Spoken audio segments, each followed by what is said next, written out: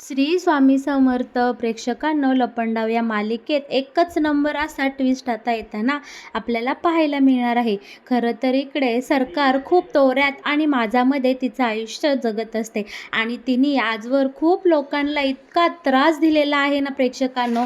आता या सगळ्याचा बदला सखी आणि कान्हा एकच नंबर घेताना आपल्याला पाहायला मिळाले आहे. बरं का प्रेक्षकांनो, इकडे या सरकारने काय केलेलं असतं, सखीच्या चाळीविरुद्ध इतकं मोठं कारस्थान केलेलं असतं, पण अखेर सत्याचा विजय होतो आणि चांगली खरं तर ही सरकार ती चाळ फोडायला तोडायला गेलेली असते आणि इकडे स्वतःच्या जाळ्यात स्वतः अडकते आणि चांगलाच आता चाळीतल्या सगळ्या बायकांकडून मार खाताना आपल्याला पाहायला मिळणार आहे. हे सगळं कशा प्रकारे घडणार आहे हे आपल्याला येणाऱ्या भागामध्ये पाहायला मिळणारच आहे. परंतु तुम्ही हा व्हिडिओ शेवटपर्यंत पहा, म्हणजे तुम्हाला हे सगळं काही लक्षात येईल की मालिकेमध्ये हे सगळं कशा प्रकारे घडत जाणार आहे. बरं का प्रेक्षकांनो, आता इकडे चाळीमध्ये छानपैकी आता सखी आणि कान्हाने मस्त सगळ्यांसाठी आमरसपुरीचा बेत केलेला असतो. सगळ्या जणांना सखी आणि कान्हा अगदी आग्रह करू करू जेवायला वाढत असतात. आता इकडे सखी आणि कान्हा खूप भावूक झालेले असतात. चाळीविषयी प्रत्येकजण आपापलं मत इकडे मांडत असतं. सखी बोलते की मला या चाळीने खूप काही शिकवलं. ही चाळ अगदी माझी शिक्षिका बनून मला सगळे धडे देऊ लागली. खरं तर मी या चाळीत आले तेव्हा मला काहीच माहीत नव्हतं, कारण मी आजवर कधीही आमच्या बंगल्याच्या बाहेर खेळले नाही, बागडले नाही की कोणत्या माणसांमध्ये मिक्स झाले नाही. या चाळीत जेव्हा मी राहायला आले तेव्हा मला कळलं की कसं जगायचं असतं, बिना सुखसोयीचं कशी माणसं असतात किंवा माणसांचं प्रेम, आपुलकी, माया सगळं काही कळलं. दाभाडे मावशींनी अगदी आई बनून मला घास भरवला. शिवाय या चाळीने मला शिकायला शिकवलं, हारायला शिकवलं, कष्ट करायला शिकवलं आणि प्रत्येक गोष्टीची किंमतही शिकवली. शिवाय माझ्या आयुष्यातली सगळ्यात महत्त्वाची प्रेमाची नाती मला याच चाळीने मिळवून दिली. आता सखी आपल्या कानाविषयी बोलत असते बरं का, पण हे बोलता बोलता ती अगदी भावूक होते आणि इकडे आता कबीरसुद्धा म्हणतो की हो खरं आहे, मला सुद्धा या चाळीने खूप काही दिलं आहे. मला नवीन ओळख, मला नवीन माणसं आणि माझ्या जीवाभावाचे साथी म्हणजे सखी मॅडमसुद्धा मला या चाळीनेच दिलेल्या आहेत. त्यामुळे ही चाळ खरं तर खूपच स्पेशल आहे. आता इकडे सगळेजण भावूक झालेले असतात. मग कान्हा बोलतो, चला बरं आता सगळ्यांनी मस्त आमरसपुरीचा स्वाद घ्या. आता इकडे दाभाडे मावशी आणि तर सगळेजण म्हणतात की कान्हा आणि सखी तुम्हीसुद्धा आमच्यासोबत मस्तपैकी खाऊन घ्या बरं, तुमचं काय चाललंय आम्हालाच वाढत आहे. पण सखीला अजिबात कानाच्या हातून खायचं नसतं. ती खूपच नाटकं करत असते, नाही मला नाही खायचं, असं झालं आणि तसं झालं.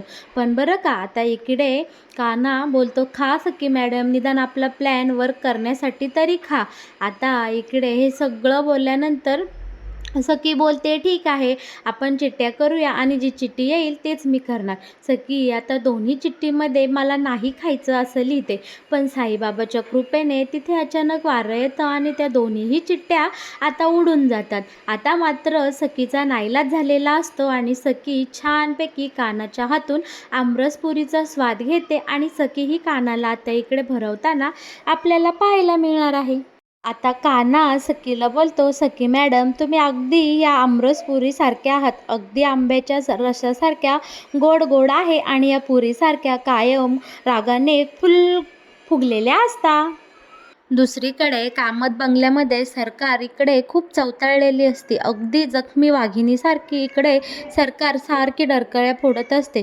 सरकारला इकडे सखीचा खूप राग आलेला असतो. सखी तिच्यासोबत जसं जसं आजवर वागली ते सगळं काही इकडे आता सरकारला आठवत असतं. सरकारला आठवत असतं की सखी बोललेली असते, ढोल ताशाच्या आवाजामध्ये ती इकडे कामत हाऊसला आलेली असते.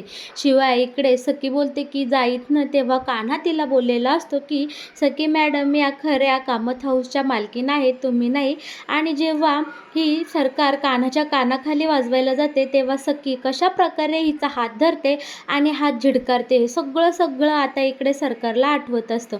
शिवाय आता सरकार या ट्रेसमध्ये एकदम सिगारेटच ओढायला लागलेली असते. खरं तर धूम्रपान करणे हे आरोग्यासाठी चांगलं नसतं, तरीही सरकार तिचा हा राग किंवा द्वेष काढण्यासाठी असं अयोग्य काम इकडे करताना आपल्याला पाहायला मिळणार आहे. शिवाय इकडे सरकारला अजून एक आठवत असतं की सकीने कशाप्रकारे तिला उपाशी ठेवलं, कशाप्रकारे तिला डाळ खिचडी भात करायला लावला आणि अनेक गोष्टी. सरकारचा फोटो काढून तिथं कान्हाने कसा इकडे सखीचा फोटो लावला होता. शिवाय गौतम बाकीचे सगळे कशा प्रकारे सखीच्या बाजूने उभे राहिले होते, हे सगळं फक्त इकडे आता सरकारला आठवत असतं. आणि या रागाच्या भरात सरकार बोलते की या सखीला आणि कान्हाला खूप पंख फुटले आहेत, आता त्यांचे ते पंख छाटून काढले पाहिजे. ह्या चाळीतल्या माणसांना, भिकारड्यांना खूपच या दोघांचा कळवळा येतो काय. आता ना त्यांच्या पायाखालची जमीनच हादरवली पाहिजे. आणि इकडे आता सरकार मोठमोठ्याने हसते आणि म्हणते, जमीन हादरवली काय, त्यांच्या पायाखालची आता मी जमीनच काढून घेते.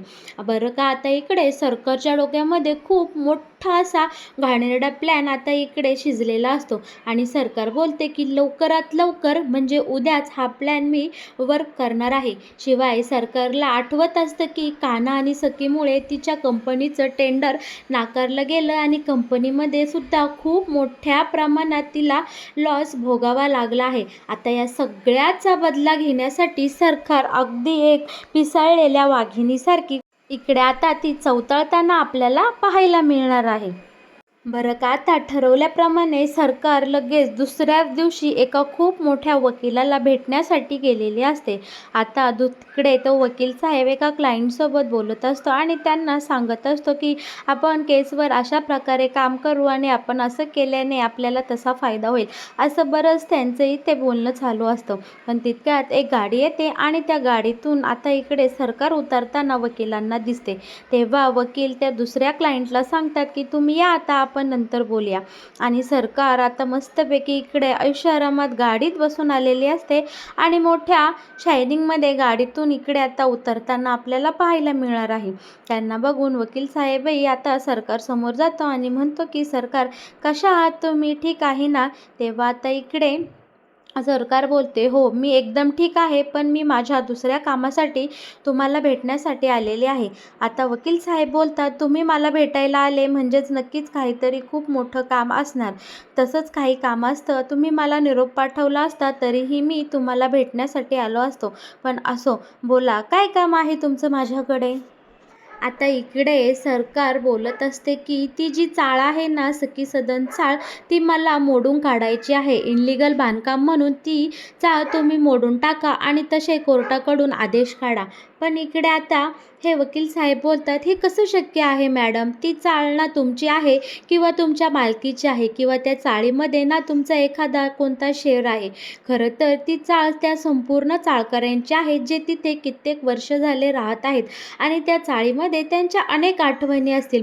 तुम्हाला ती चाळ कशासाठी पाडायची आहे आणि खरं पाहायला गेलं तर ते लिगली शक्य नाही आहे. आता इकडे बरं का, वकिलांचं सगळं बोलणं ऐकून घेतल्यानंतर इकडे सरकार मोठ्या आविर्भावातच वकिलांना बोलते, तुम्ही इतके हुशार वकील आहात आणि तुम्हाला हे काहीही अशक्य नाही, हे मला चांगलंच माहीत आहे. आता वकील साहेब बोलतात, तसं नाही मॅडम, पण तुम्ही सुद्धा थोडा विचार करा. पण इकडे सरकार वकिलांना जास्त काही समजावत बसत नाही आणि एक डबी छानपैकी वकिलांना ऑफर करते आणि म्हणते, हे तुमच्यासाठी छोटंसं गिफ्ट. आता वकील साहेब ती डबी उघडून पाहतात तर आत काय, तर पूर्ण ब्लँक चेक असतो, तोही इकडे सरकारने सही करून दिलेला. आता सरकार इकडे वकिलाला खूप कॉन्फिडन्सनी म्हणतात की हे घ्या ब्लँक चेक आणि यावर तुम्हाला हवी तेवढी अमाऊंट टाका आणि हवे तेवढे शून्य त्या आकड्यासमोर लावा, ती रक्कम तुम्हाला मिळून जाईल. पण तुम्हाला फक्त माझ्यासाठी एकच काम करायचं आहे की तुम्ही त्या सखी सदन चाळीची पार वाट लावून टाकायची आहे. तिथे राहणाऱ्या एकाही माणसाला पुन्हा त्या चाळीत राहायला मिळालं न पाहिजे ना त्याचा काही मोबदला मिळाला पाहिजे. तो कसा करायचा आणि कसा लिगली घडवून आणायचा हे सगळं तुमच्याकडं राहिलं. आता पैशाच्या हव्यासापायी वकीलसुद्धा इकडे ह्या सरकारला मॅनेज झालेला असतो आणि वकील आता मस्तपैकी एक मोठी आखणी आखतो आणि सरकारने सांगितल्याप्रमाणे आता तो कामाला सुद्धा लागलेला असतो. त्यांनी अनेक प्रकारचे डॉक्युमेंट, अनेक प्रकारचे अधिकारी सगळ्यांना मॅनेज करून आता फायनली चाळकऱ्यांना एक लेटर पाठवलेलं असतं. पण बरं का, इकडे साईबाबांच्या आशीर्वादाने नशिबाने सखी मॅडमची म्हणजे सखीची जी वकिलीनबाई असते ती सगळं या मोठ्या वकिलांचं आणि आपल्या सरकारचं बोलणं शांतपणे पाठीमागे उभं राहून ऐकत असते की नक्की या दोघांची काय गोष्ट चालू आहे आणि ही दोघं एवढं गुपित मोठ्या मोठ्याने इथे असं शांतपणे डिस्कस करत आहात म्हणजे नक्कीच हे खूप काही महत्त्वाची गोष्ट आहे. तेव्हा आता इकडे या वकील मॅडम शांतपणे सगळं काही ऐकत असतात आणि यांचं सगळं काही ऐकून ते रेकॉर्ड करून आता इकडे ह्या वकील मॅडम तिकडे सखीला सगळी बातमी पोचवतात. सखीला आणि आपल्या कानाला सगळं आधीच कळलेलं असतं की सरकारने एवढा मोठा घाणेरडा प्लॅन चाळ पाडण्यासाठी गेलेला आहे. आता हा प्लॅन कसा हाणून पाडायचा आणि सरकारची कशी जिरवायची या व सगळ्यावर आता सखी आणि कान्हा खूप मोठं प्लॅनिंग करतात बरं का. बरं का माझ्या लाडक्या तायांनो, खरं म्हणायचं तर सखी आणि कानासाठी चाळ म्हणजे हा एक जिव्हाळ्याचाच विषय असतो. चाळीमध्ये सखी आणि कानाचं नातं कसं फुलत गेलं, दोघेही एकमेकांच्या कशा प्रकारे प्रेमात पडले हे सगळं आपल्या सगळ्यांना ठाऊकच आहेत. पण इकडे आता सखीला खूप वाईट वाटत असतं आणि चाळीमध्ये जे काही तिने छान छान क्षण घालवले आहे ते सगळे आता इकडे तिला आठवू लागलेले असतात. साईबाबाच्या आशीर्वादाने ती कशा प्रकारे चाळीमध्ये गेले, चाळीतल्या सगळ्या लोकांनी कसं तिला जीव लावला, दाभाडे मावशींनी कशी तिला आईची माया दिली, शिवाय इकडे आपली सखी खेळायला शिकली, बागडायला शिकली, कॅरम खेळताना जिंकल्यानंतरचा तो आनंद सगळं इकडे सखीच्या आता डोळ्यासमोरून जायला लागलेलं असतं आणि सखी विचार करत असते की मला इतका माझ्या आयुष्यातला मोठा आनंद देणारी ही चाळ आता सरकार खुशाल पाडायला निघाले आहे. सरकारला इतरांच्या भावनांची काहीच किंमत नाही आणि या चाळीला जर उद्या काही झालं तर इथली माणसं काय करतील, कुठे राहतील. आणि हो कबीर, आपल्या दोघांचं नातं खरं तर याच चाळीमध्ये फुललं आहे ना रे कान्हा. आपण दोघांनी किती एकमेकांसोबत छान छान दिवस घालवले, वेळ घालवले आणि जेव्हा माझ्या हाताला लागलं होतं तेव्हा इथल्या सगळ्या माणसांनी माझी कशा प्रकारे काळजी घेतली हे माझ्या चांगलंच लक्षात आहे. पण आता मी सरकारला तिच्या या अहंकारापायी माझ्या या चाळीतल्या माणसांची आणि त्यांच्या लहान लहान मुलांची अजिबात हालहालत होऊन देणार नाही. हे मला आता कदापि सहन होणार नाही. कबीर, आपण दोघांनी काहीतरी केलं पाहिजे बरं का. तेव्हा आता इकडे कान्हा बोलतो, हो सखी मॅडम, मलाही हे अजिबात आवडणार नाही कारण या चाळीने मला देखील एक नवीन ओळख दिलेली आहे आणि ही चाळ माझ्यासाठी ही खूप महत्त्वाची आहे. आता कान्हा काय करतो, जो वकील असतो त्या वकिलासोबत इकडे सरकारने डील केलेली असते त्या वकिलाला लगोलग इकडे आता कान्हा गाठतो. आता कान्हा इकडे त्याच्या पॉवरचा आणि पैशाच्या जोरावर चांगला वकिलांना झापतो आणि शिवाय त्यांनी इकडे वकिलाच्या विरोधात खूप सारे पुरावेसुद्धा जमा केलेले असतात की तुम्ही कशा प्रकारे खोट्या प्रकारे सगळं करप्शन करून ह्या चाळीविरुद्ध कसं इल्लिगलची नोटीस काढली, कसं वरच्या अधिकाऱ्यांना मॅनेज हे सगळं आता इकडे कान्हाने शोधून काढलेलं असते आणि या सगळ्याचे पुरावे आता कान्हाने वकिलासमोर ठेवलेले असतात. वकिलाचं नाव खूप मोठं असल्यामुळे आता इकडे वकीलही घाबरलेले असतात. शिवाय त्यांनी त्यांची सगळी चूक मान्य केलेली असते पण हा जास्त विषय वाढवू नका असं इकडे वकिलांनी कान्हाला सांगितलेलं असतं आणि जे काही आहे ते हे प्रकरण मी इथंच थांबवतो असं स्पष्टपणे वकिलांनी कान्हाला वचन दिलं असतं. आता सखीच्या ज्या वकील मॅडम असतात ना त्यांना हाताशी धरून कान्हा पोलिसांना सगळं काही हा प्रकार सांगतो. बरं का प्रेक्षकांनो, आता खरंच खूप मजा येणार आहे मालिकेमध्ये. ही सरकार मोठ्या तोऱ्यामध्ये आणि ठेच्यामध्ये ज्या दिवशी चाळ पडणार त्या दिवशी अशी नटून थटून तिथे आलेली असते आणि सगळ्या चाळीतल्या बायकांना इतकं काय काय बोलत असते ना प्रेक्षकांनो, हे पाहून तर अक्षरशः खूपच असं आपल्याला वाईट वाटलेलं असतं. सरकार या चाळीतल्यांना म्हणत असते, अरे भिकारडे असली तुम्ही, ह्या सखी आणि कानाच्या नादी लागून काय मिळालं तुम्हाला, शेवटी आता ही चाळ पडणार आणि तुम्ही सगळेजण रस्त्यावर येणार. मग आता तुमच्या सखी मॅडम काय करतात तुमच्यासाठी, बघूयात काय करते तुमची लाडकी सखी. तुमचं हे घर ही भिकारडी चाळ वाचवण्यासाठी आणि अगदी तो बुलडोजर शिवाय JCB सगळं आलेलं असतं.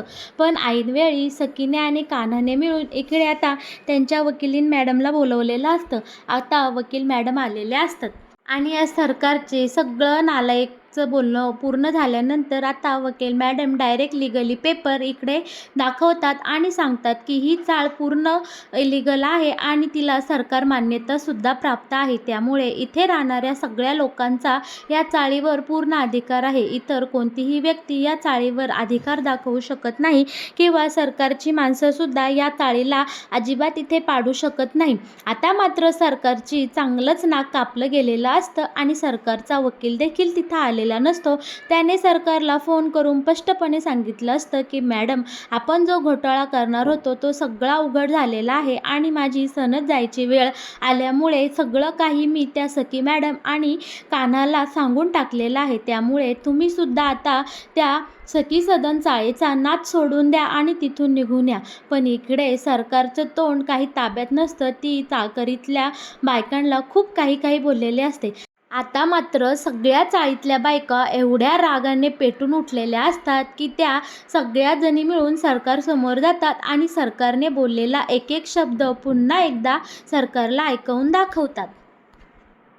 तरीसुद्धा सरकार तिच्या तोंडातून या बायकांना काही ना काही वाईट वक्तव्य बोलतच असते. आता या सगळ्या बायकांचा राग एवढा अनावर झालेला असतात की त्या सगळ्या एवढ्या आक्रमक होतात की या आपल्या सरकारला चांगलंच चोपून काढतात. सगळ्याजणी मिळून सरकारला खाली पाडतात आणि तिची असली धुलाई करतात ना माझ्या लाडक्या तायांनो, काय सांगू. अखेरीस आपल्याला हवा तो क्षण आता मालिकेत इकडे पाहायला मिळणार आहे आणि सखीवर झालेल्या आजवरच्या अन्यायाचा सुद्धा आता इकडे बदला पूर्ण झाल्यामुळे आपला हा कान्हा मोठमोठ्याने सरकारला पाहून टाळ्या वाजवत असतो आणि सखीलाही कुठेतरी मनातून एकदम असं छान वाटत असतं की माझ्या आईचा या बाईने खूप काही छळ केला आहे, तिला थोड्या प्रमाणात का होईना शिक्षा मिळाली आहे. तर मग प्रेक्षकांनो, कसं वाटलं लपंडाव या मालिकेत येणारा हा नवीन ट्विस्ट तुम्हाला आवडला का? तुम्हाला जर असेच लपंडाव या मालिकेत येणारे नवनवीन ट्विस्ट सगळ्यात आधी पाहायचे असतील तर तुम्ही आपल्या या चॅनलला सबस्क्राईब करा आणि हो, आपल्या व्हिडिओला लाईक शेअर केल्याशिवाय अजिबात कुठे जाऊ नका.